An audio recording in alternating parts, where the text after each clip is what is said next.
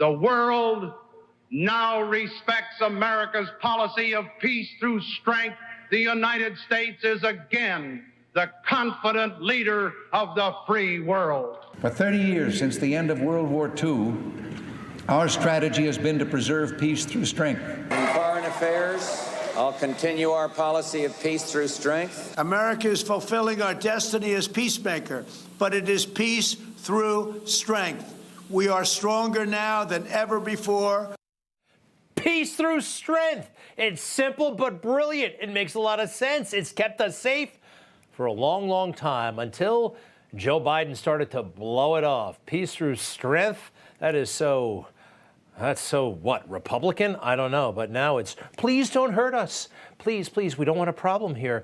And our feckless, weak approach, I do believe, brought on the casualties we saw this weekend, the deaths of 3 great soldiers in Jordan.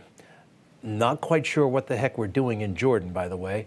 That's where it happened, in the northeast corner of the country, Tower 22.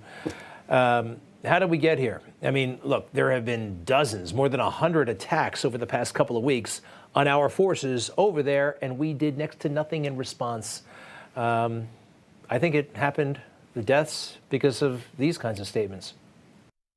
We are not looking for a war with Iran. We are not looking to escalate the tensions any more than they already have been escalating. In fact, everything we've done has been designed to try to de-escalate those tensions. I made it real clear to Xi Jinping that we're going to compete fully with China, but we're not looking for conflict. I made it clear to him again, what I've told him in person on several occasions, that we're not looking for confrontation. In a word, lame. Lame, L-A-M-E. Joe also is, I believe, compromised all over the world, so that kind of puts him in a very awkward position, and we're paying the price. And who is the moral heart and soul right now of the Democrat Party? Not Joe Biden, but these 2 characters, right? AOC, Rashid Tlaib. He's got to worry about them. As far as we go, the American people and our brave fighting men and women, all that stuff about God protect our troops, no, he never really meant it. And sorry, this is asking for trouble. I want to point out that we had a tough day last night in the Middle East. We lost 3 brave souls in an attack on one of our bases. Yeah. And I've asked you to come with silence for all 3 of those falls. Jeez.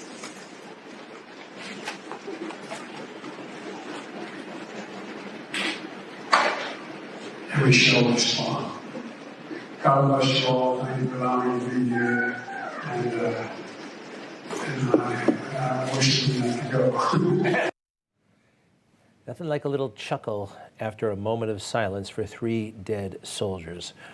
It's bizarre, and, you know, it's throughout his administration. It's not just the guy at the top. Tony, our Secretary of State, Tony, not better, worse. From the outset, we've been very clear in warning that anyone looking to take advantage of conflict in the Middle East and try to expand it, don't do it. It's right up there with Barack Obama. Cut it out. This is not the front lawn you're protecting. This is our country, our people. And the president's been crystal clear. We will respond decisively to any aggression. He hasn't been clear at all. It was muffled and respond. He didn't say decisively, actually. Did you notice that? Next. We will hold responsible the people who attacked our troops. We'll do so at a time and a place of our choosing. Once again, saying everything like it's a question of our choosing, of our choosing. Look, that's not been our track record, their track record. Remember the balloon from China, right? We didn't really deal with it until it was done spying on the country. What about COVID? Have there been repercussions for China? We know it came from the lab now, right? No, all we get from Joe is, hey, we want to be competitors. We don't want any problems here.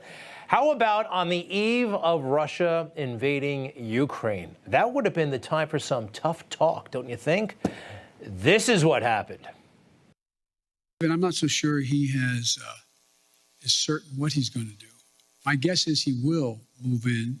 He has to do something. My guess is Putin will invade Ukraine. After all, he has to do something. What about don't you dare, Vladimir Putin?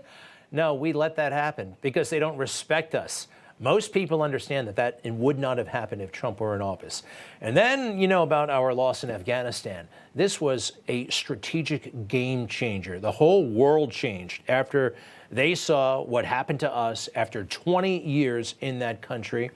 And Joe Biden, of course, not even doing the stuff that he was supposed to be good at, not even empathizing, checking out his watch, and not supporting the families of the men and women in uniform.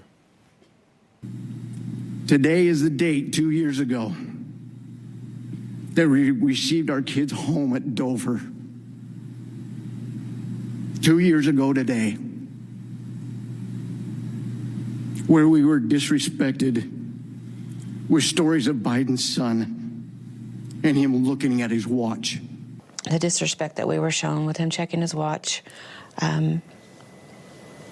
not even looking at us, it was just total disrespect. And there couldn't be anything more disgusting and cowardly than the way you have treated us. You are a disgrace to this nation.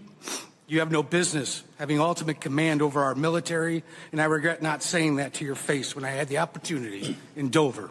Well, I stood there on the tarmac watching you check your watch over and over again. All I wanted to do was shout out, it's 2:30. But out of respect to the other grieving families, I bit my tongue once again. You think Joe has learned anything? Has he shown any capacity to learn or improve on the job? No, it's the opposite. And he is so stubborn, he thinks that his family has suffered the ultimate. Nobody else's grief comes close. After all, Bo, who I'm sure was a great guy, Bo never exaggerated his service, but his father did, right? Bo died in a hospital in the United States of America of a disease, but he tries to say that he's a Gold Star parent, Joe Biden, lying that his son died on the battlefield. Think of Iraq because that's where my son died. I say this as a father of a man who won the Bronze Star, the Conspicuous Service Medal, and lost his life in Iraq. My son who spent a year in Iraq and died was a patriot. See what I mean? So where are we, huh? What are we going to do next? This is not cutting it. And I heard today that the White House is not thinking about politics at all when it comes to Iran. I don't believe that at all. Do you?